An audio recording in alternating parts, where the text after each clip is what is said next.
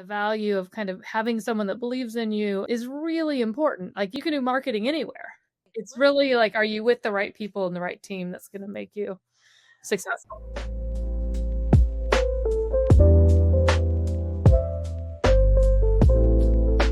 Well, welcome back, everybody, to the Leadership Chronicles. I am your host, Sarah Alter, and I am joined by my amazing co-host, Sherri Sklar. I say the same about you. We're in the Mutual Admiration Society. Thank you. Today, we have an absolute treat. We have the pleasure and joy of getting to chat with Angie Hicks. And as I dig a little bit deeper into her bio before we start our conversation, I think you'll realize, hey, where have I heard her name before? So with that, Angie Hicks is the co-founder or one of the co-founders of Angi, formerly Angie's List. And she and her other founders started Angie's List in 1995. And for the past 30 years, over the past 30 years, they started with just a few cities. They became the first national digital directory for home improvement. They've gone through an IPO, they've gone through an acquisition, and now a rebrand, and obviously a renaming, shifting from Angie's List to Angi. Angie Hicks has worn several different hats during her time at Angi. But today, and we're going to dig a little bit more into that, she's focused on getting back to the basics and meeting directly with hundreds of customers so that she and her team understand their needs and ensure that that feedback shapes the future of Angi. Angie Hicks was born and raised in Indiana, another fellow Midwesterner. Yay, Indiana. Graduate of DePauw University, where she earned a Bachelor of Arts degree in economics. She also attended HBS, where she earned her MBA. And as I referenced earlier, she is now their Chief Customer Care Officer, but she also served as the Chief Marketing Officer during her time at Angi, which gave her the opportunity to launch several new markets, to roll out national advertising campaigns, and to launch the first web and digital presence for Angi. And as I said, now she's partnering closely with the customers, with the home pros, to make sure that they serve and care for homeowners and their largest and most important financial asset, their homes. Now, this shouldn't surprise you. Angie Hicks has been honored with several awards for entrepreneurial achievements and leadership in the technology field. She received the Indianapolis Business Journal's 40 Under 40 Award in 2002, the Women of Influence Award in 2009, and was named the Women Tech Founder of the Year. And in 2017, she received both the Tech Point Trailblazer Award and the Harvard Business School's Alumni Achievement Award. I'm humbled and in awe of you. Bravo. What a journey. So we're going to take the next 45 minutes to unpack your journey. The whole thing we've got in common is we're female alum. So we're going to start with your HBS journey, and Sherri's going to lead you through that. Angie, what brought you to HBS? And once you got to HBS, what were some of the greatest experience that you had? What were some of the challenges that you had? And, who did you meet? Who is in your section? All of that, because we're very interested to hear what life is like for Angie Hicks at HBS. Well, first, thanks for having me on the show, Sherri and Sarah. I really appreciate it.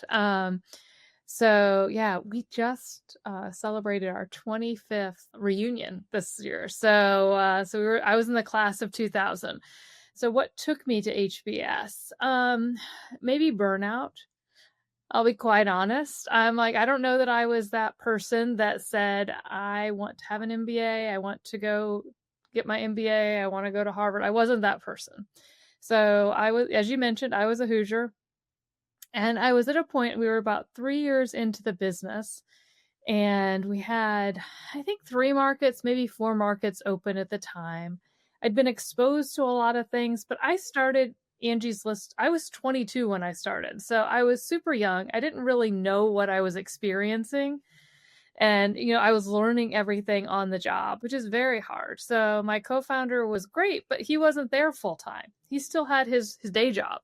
So it was on me in that regard. He's 22 years old. That's crazy. I know. Yeah. It's like, so when I got to this point where we had enough markets going that we're like, hey, the business probably could use some professional management. No offense, Angie, but you're still a kid.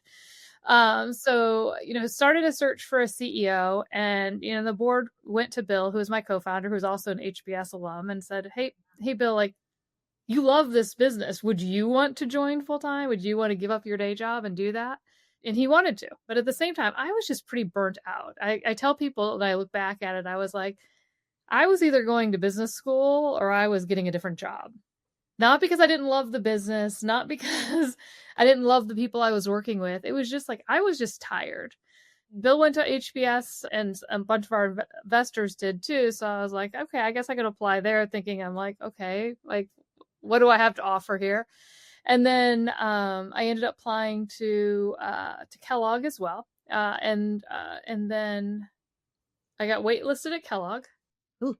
Yeah, I got into HBS. My only regret that, which Bill had suggested, was that I actually reach out and turn down Kellogg, which I did not do, but, because that's just not my way. I bet you they were going, geez, we really screwed up on that one. Well, I mean, I think I've advised young people on applying to business school many times. It's like, sometimes it's just whether it's in the cards for you that year. Yeah, exactly.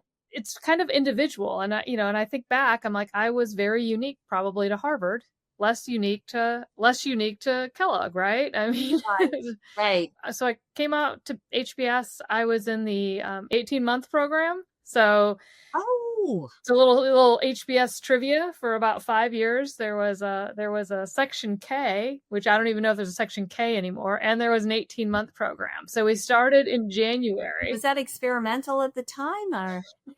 Yeah. Well, I mean, they didn't say it was experimental. I kind of joke around. I was like, please don't erase the degree that came with it. But so you were burnt out by the time you got to HBS, but don't tell me you got to HBS and you felt like, wow, this is so like a vacation. It was. Yeah. I don't think I ever viewed school as a vacation in my life at all, but it's like, for me, I was a little humbled to actually be there. So there was part of me that just kind of appreciated the experience, right? Where it was kind of like, I'm going to do my best. And if my best isn't good enough, that's okay.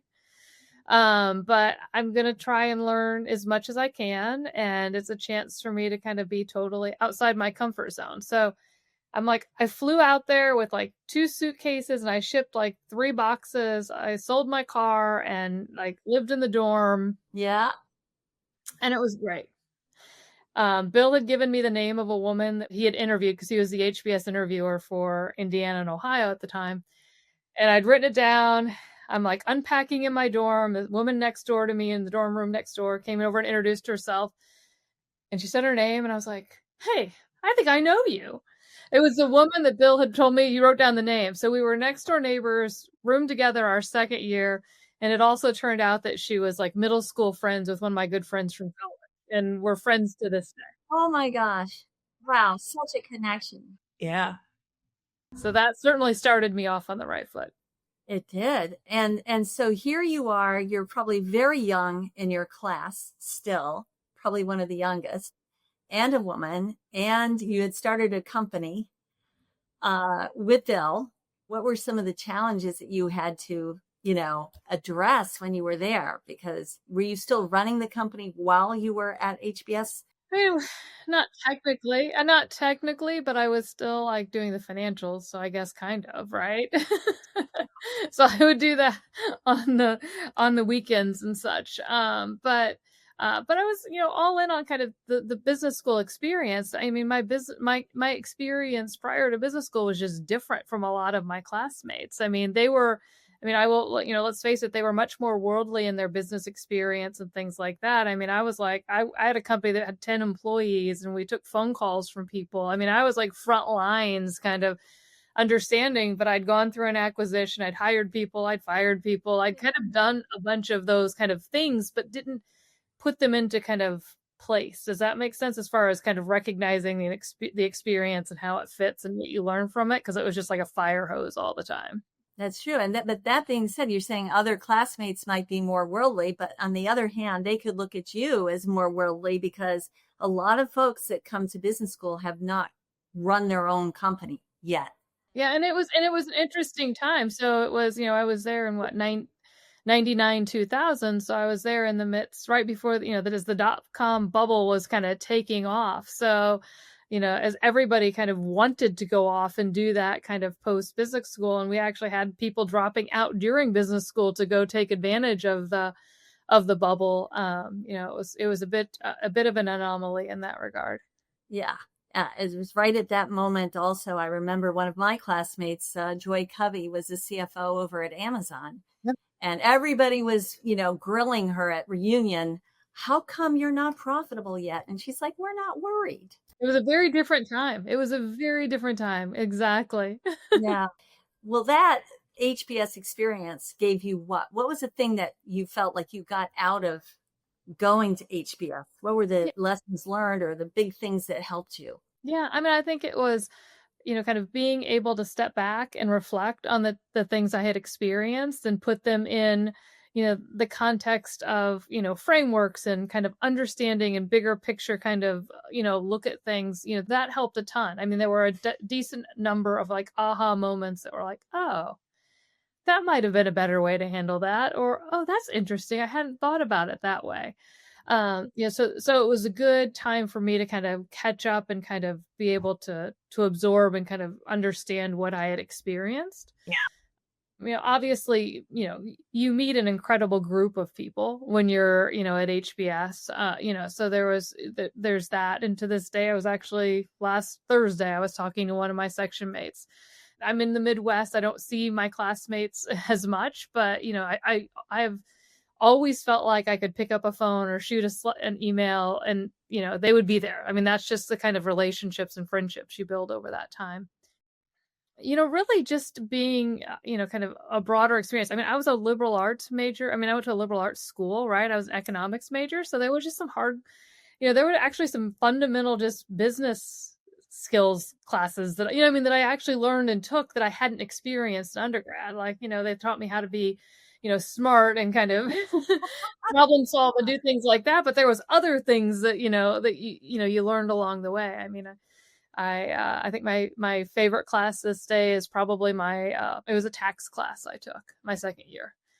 I don't know why I took it. I was in there with all like the investment bankers who were looking for it as a nice kind of easy class. And I'm like, you're not daunted by anything. And I loved too, Angie, because I know you'd shared with Sherri and I that like some of your classmate friendships became investors. Yeah. You partnered with them in your business and still, continue today to, partner with them professionally. And that we've heard that story from so many other people that we've interviewed, that like these friendships turned into these business partnerships, but still remained friendships too. Yeah. To me, that was just one of the most wonderful parts, of being an alum. Let's shift to your childhood, your Midwestern upbringing, and tell us a little bit about, your family and how, they shaped who you are today as a person and as a business leader, and how it influenced your philosophy as a leader. Yeah. So you're right. I grew up in northern Indiana in Fort Wayne. I had one sister. My parents did not go to college. My dad was a UPS driver. My mom was a bank teller. Both viewed work as super important and kind of giving your all at your career. My dad worked for UPS for close to 30 years before he retired. My mom, I think, she was in banking, so she couldn't say she worked for the same bank, but she worked at the bank for a long time. It just became different banks as it went along.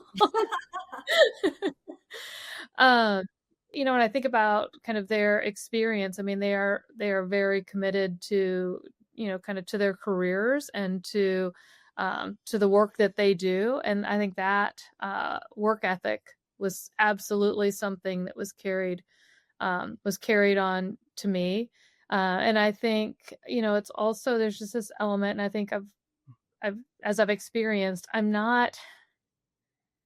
kind of I call myself like more of like a coach leader than, kind of anything. Like I'm like, I'd rather do the work with you.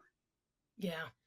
Then I'm not going to be the person that kind of stands up and motivates you with some great speech and kind of tells you how things are going to be done. Like, let's just get at this. Let's get it done together. I mean, I like pretty flat organizations. Over the years, I'm like, anybody and everybody's welcome to come sit and chat with me. Like, everybody gets a voice.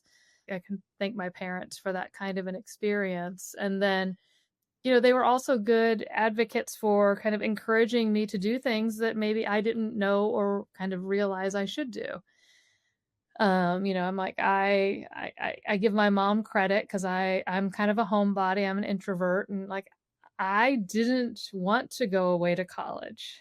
I was like, I knew I had to like apply and do all the right things and all that kind of stuff, but I didn't want to go. Like, I had my stuff packed up, and my mom knew I didn't want to go. And, and she, I was gonna be like 3 hours away from home, and, and she looked at me and she was like, "You're not coming home until fall break." All right, Mom. Whoa. Which is one of those where it was like, she's like, because she knew if I came home, I'd come home. Like, it's like, so I give her a lot of credit for, someone who hadn't gone through that experience herself, to know that like she knew where she needed to push, and she knew where she needed to draw the line. Of course, she had an advantage because I didn't have a car, so she wasn't coming to pick me up, so she had like the ultimate control. But God bless our mothers, right? They know when to, right, push and when not to. Yeah. And then, when I was debating as to whether I should take the offer to start Angie's List, there was nothing attractive about it in my book. Like, it was kind of like, it was, unknown, unknown, unknown, unknown. I mean, that was literally how I could have, kind of surmised it. And I hem-hawed around a lot about it and talked to my grandfather, and, his advice was, he's a pretty conservative guy, like lived during the Depression, like he just like super conservative. And he's just like, what do you have to lose? Yeah. Like, there's just no difference between being 22 looking for a job and being 23 looking for a job. Like, I think you should just try. Like, and it's true. I mean, I think about that, like, because you don't realize how free you actually are at that age, right? You may not, what you don't know, you make up for in kind of ability to just risk take. Yeah. And I think all too often young people have way too much of a plan during their 20s, where they're just kind of like, nope, I got to do this, and then I'm going to do this, and then I'm going to do this, and I'm just like, you're missing so many opportunities. Like, you don't even realize. So yeah, so I carry a little bit of my family along with me kind of to this day. I love that. And I love too that like your mom, your grandfather, and probably your father and your sister, like, were so supportive of you. You were leading a different life from them. And they were basically saying, hey, if your dreams don't scare you, they're just not big enough. Right. Like, that is like one of my all-time favorite expressions. And, it just, I love that you've embraced that. Yeah. So moving on to your career then, Sherri, let's dive into that, because this is where like the story really starts to get interesting. Yeah. So Angie, your story is just fascinating. I think everybody in the audience is going to want to know. And even before you went to HBS, how you started with Angie's List and how it became Angie's List. There's a story behind that we'd love you to explain to everybody. And then take it to after you graduated from HBS, you had a choice. You could go, did you want to go back to Angie's List where you were, or did you want to try something new in your life? Yeah. Help us understand a little bit about those choices. But first, tell the story about how it all began. Yeah. So, so I had interned with Bill when I was in college, and then I was getting ready to graduate. Bill was just an entrepreneur. I mean, he just loved it. He was working in venture capital at the time, but, he loved a small business. And there was a little business he used in Indianapolis called Unified Neighbors that he used to renovate a 1920s house he had bought there. And that had been his first house that he had owned. And so he had thought there was just something like that's how you kind of found your contractors. And And so when he moved to Ohio, he bought an old house and looked around, and there was nothing like that in Ohio. And he started to look around it further, and there was nothing like that anywhere. And so he was like, hey, we should start our own version of Unified Neighbors, and see what happens. And he did say, he's a smart guy. He's like, hey, may not work, but the worst thing that happens is that you have a good essay for business school. Again, I was like, I didn't know that I was going to business school, but okay. If he already had this vision. He had a vision. I did not. So I ended up saying yes, and, moved to Ohio, and basically, kind of took the concept of Unified Neighbors and applied it there. We called it Columbus Neighbors. We weren't terribly creative marketers. So we were in Columbus, Ohio, called it Columbus Neighbors. After about the first year, we realized that no one got the name right. We're like the good neighbors. We're like the neighborhood, name it. And people thought that our newsletter that we mailed to them was the list, even though it only had like a few pros in it each month. And so we were like, no, you got to call in, because it's pre-internet days. You got to call in, and we'll just real time. I will find you the name of a plumber that's right for your job. So we debated changing the name. We thought about Angie's List. No, we actually didn't start about Angie's List at first. We started about The List, kind of this militant, like, I've got the back of consumer. The List. And then we between that and Jackie's List. Jackie was a mother of one of our investors who lived in Columbus, and she was kind of what we wanted to be. Like, if you had a question, you'd call Jackie, and she probably knew the answer. And then Bill at the last minute was like, well, why don't we call it Angie's List? Like, she's here, she answers the phone. Even if she leaves someday, the story still works because she answered the phone. Was there ever a did it have to be a woman's name? Like, was there a reason why? No, we didn't have that. We did have one investor that that did not think I could be taken seriously with the name Angie. So he wanted me to go by Angela. Oh my goodness. And I was like, I'm not doing that. I will not do that. I'm not going by Angela. No, good. He was short-lived. But was there a discussion about a woman's name is better than No, we did not. It was not that. So we ended up going with Angie's List because it was kind of a decision that just didn't matter in the time, right? I don't know if we had 1,000 members, maybe.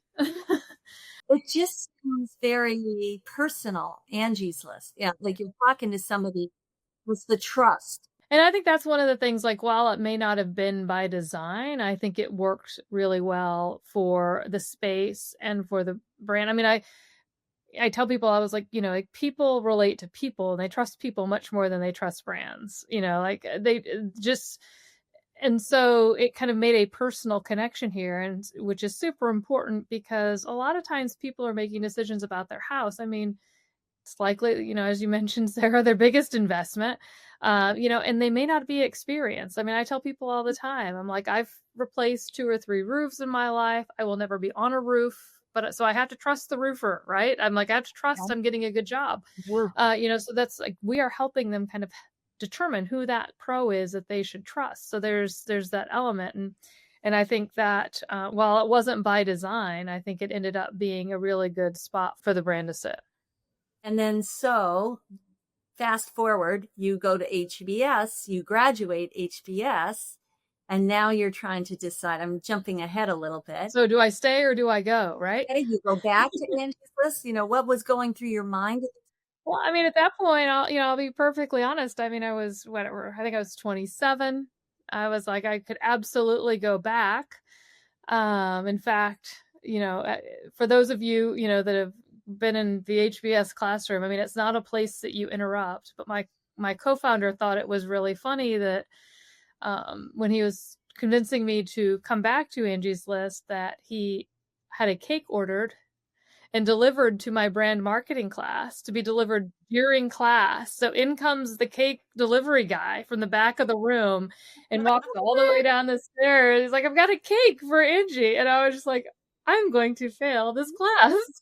You're like, I'm the 3, yeah. So everybody in the class thought I was getting engaged, even though they were like, I don't know that she's dating. They thought I was getting engaged. And they opened the cake and it said, come back and we'll name the company after you. Oh, and did everybody say you have to go? You have to go. But for me, it was a time where it's like, I just wasn't sure. I mean, I was, going back meant I was going back to Indiana. I was single. I was like, I'm going to be working with the same handful of people I've been working with all along. I don't know that this kind of helps my path, but I ended up going back, and I'll be honest, it came because I had an interview with a consumer package company. And as I was being interviewed, the guy interviewing me, who would probably be my boss, Yeah. he was like, he'd ask me a question, I'd give him an answer, he would say thank you, and then he would ask me another question. And it made me realize, I was like, I'm not going to learn anything here, right? It's like, it kind of helped me realize it's like the value of that connection and the value of kind of having someone that believes in you and thinks, and is going to help you is really important. Like you can do marketing anywhere. Yeah. Wait, it's really like, are you with the right people and the right team that's going to make you successful? That is something people in our audience can take to the bank. They're trying to make a decision between this job, this opportunity. Yeah. That is like gold. What you just said is like gold. Like, because people will ask me, I'm like, here I am 30 years in the same career, right? And people will ask me like, why? How do you do that? Like, what makes you decide to stay? It's like, I'm like, it's pretty simple for me. I'm like, I think about, do I like the people I'm working with?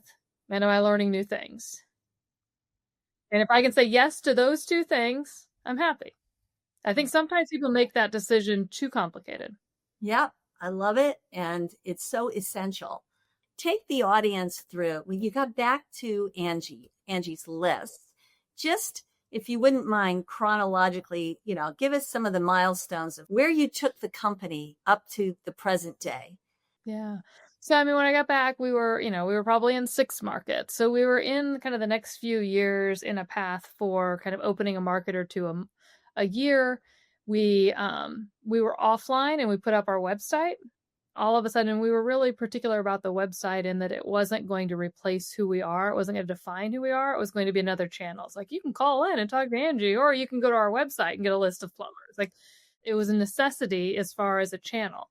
And, obviously it's become the channel as it has for every company, but we wanted to keep kind of that brand tone and kind of experience similar. So we thought about it offline onto online. And then in about 2005, we realized we crossed over where we could expand a lot faster. For us, our biggest expense when we opened a market was our local marketing expense. And at that point, we crossed over where we could shift from local to national. So between, I think it was 2005 or 6 to 2007, we opened 100 markets. Huge gains. Yeah. And then it was just like, okay, how can we expand the marketing? We were fortunate enough to have angel investors that could kind of stair step and kind of keep with us kind of throughout for a long haul. And in fact, our largest kind of individual investor invested in every round alongside every venture capitalist all the way through the funding. That must have been essential. Yeah, it was huge. It helped us negotiate because it wasn't. That was one thing that we did learn along the way is like, don't wait until you need the money to go after the money, because then you're kind of stuck. And, we got the lesson kind of the hard, easy way, I guess. I don't know. We were pitching a East Coast venture capital firm. And, we were at term sheet stage and it all seems to be going well. We fly out there, we're meeting with them, blah, blah, blah. And they're like, oh, in one more term, we need you to move your headquarters to Boston. Oh. Because we don't think there's enough smart people in Indiana to scale the business. Oh, come on. And so we said no. And in fact, it became a rally cry for the organization. It was like, we will show them. Absolutely. Yeah. So, so then, after that, we did end up getting venture capital from the coast, much better firms that we enjoyed better, good partners, etc. We took the business public in 2011. And then, continued to scale the business. And then in 2017, IAC owned Home Advisor, which was one of our bigger competitors in the space. And so they came and wanted to acquire us and then combined us and put us into a public company with Home Advisor, which happened. And then they held the business for 7 years or so. Like just this last spring is when they actually spun us out completely as our own standalone public company again. Wow. I wrote one thing down from our prep session that through this whole journey, when Bill was there, you guys were partners. When he wasn't treating you well, or you were working too hard and too long an hours, your mom would yell at him. Oh, she would. She absolutely would. She would. Yeah. Yeah, my mom is feisty that way, and she doesn't mince words. She has something to say, she will say it, and she will stick up for I love it. Oh gosh, I love it. All right, so what an awe-inspiring journey. And so today, as I shared when I was like singing your accolades as we were introducing you, you're the Chief Customer Care Officer, and that's no surprise. And it's so logical that you're being successful as an organization, because it all starts and ends with the customer, right? Like it's understanding who they are, what they need and want. And even your pros are probably, you consider them partners and customers too, because Yep, exactly. they're serving your direct customer. So tell us a little bit about, some of the changes in this new role. Well, I guess it's not really that new anymore, but in this role that you've made, you'd shared some great best practices about like giving people free access to you to chat whenever, and share some of those ideas. One of the things I've always enjoyed the most, and maybe it's like I kind of joke around, I'm like, I am obsessed with home improvement. I knew nothing about home improvement when I started the business, and now I can't help myself. I'm always having a project done. In fact, this year was supposed to be the year I was only going to do maintenance-y stuff that was required. And then I was like, and now I need to take the carpet out of my basement and put luxury vinyl because I need a good space for my dog to hang out and just have family time, and I was like, okay, this is ridiculous. But I always want to make sure that especially as the business has grown, and not everybody that works for Angie is a homeowner, right? We might have young people that haven't gotten to that stage yet. It's like, so I've always felt like it's kind of my mission to kind of make sure they understand kind of the challenges of those projects and what it's really like. It's and kind of what are the emotions that go through kind of doing a project and making sure you've done it right, and that kind of how it fits in. It's not the same. I used to tell people, it's not like just picking someplace to go out to dinner, like where, it's like, yeah, I'm going to be bummed about the money that I went out to dinner, but it's not kind of impacting my life to some great extent. But, if you have a home improvement project that goes wrong, you might be out tens of thousands of dollars. Yeah. Yeah. Like that is a decision that you are going to talk about a lot, and you're going to, it could be a serious issue for you. So how do we do that? So I'm always kind of trying to share kind of the consumer story is the easy one for me. It's just like kind of like I've seen a lot of consumer stories through the years, but then I also think just sharing the pro stories, because if you haven't hired a pro, right? Like, what is it like? What is it like for them? What is it like in their job? It's like, for many of them, they work in a small business. They might have 3 or 4 people. Yeah. They love doing their trade. Like the painter I use, like it's him and his brother, and they love to paint, but gosh, all these pesky kind of businessy kind of stuff he has to do, like he's got to go out and quote jobs, and he's got to do all this kind of invoice and do all this kind of stuff. How do we think about making sure he's maximizing his time doing what he actually loves to do? So I try to tell those stories. So kind of a few of the ways we've incorporated that in the organization. So one, you mentioned, I have office hours. So I kind of pull that, trick right out of a professor's playbook, right? You can sign up. They can sign up for 15-minute sessions with me. We'll talk about whatever you want. I love it. Make yourself available. If we want to talk about how Angie's working for them, if we want to talk about whether they should grow their business, if we want to talk about the industry, anything and everything, nothing's off limits. And I think that kind of is great in 2 ways. One, I think the offer is incredibly valuable. Obviously the conversations are great, but the fact that there's an accessibility I think it's great for the culture. It's great for the customers to know they've always got that one in their back pocket, because I think it's unusual in this day and age. And it's not that I'm spending hundreds of hours a week doing these calls. It's, it's about being accessible. And I think, in a world where we kind of lean on technology a ton, kind of a human interaction can be really valuable. Bravo, I applaud you. It's a pet of mine not seeing there's some of these other companies that just make it so difficult to be in touch with them and to have them hear you. There's no way to actually get through to some people sometimes. Right. Well, and I love too, because your role, you're not only chief customer care officer, but you're really that spokesperson. So you're like the head and the heart and the voice of your organization, and both internally and externally. And that, and it's good for our customer care org that they have an outlet, right? It's kind of like, it doesn't feel like back to the flat organization. I could go from frontline customer care rep to me, and we're like, good, let's do it.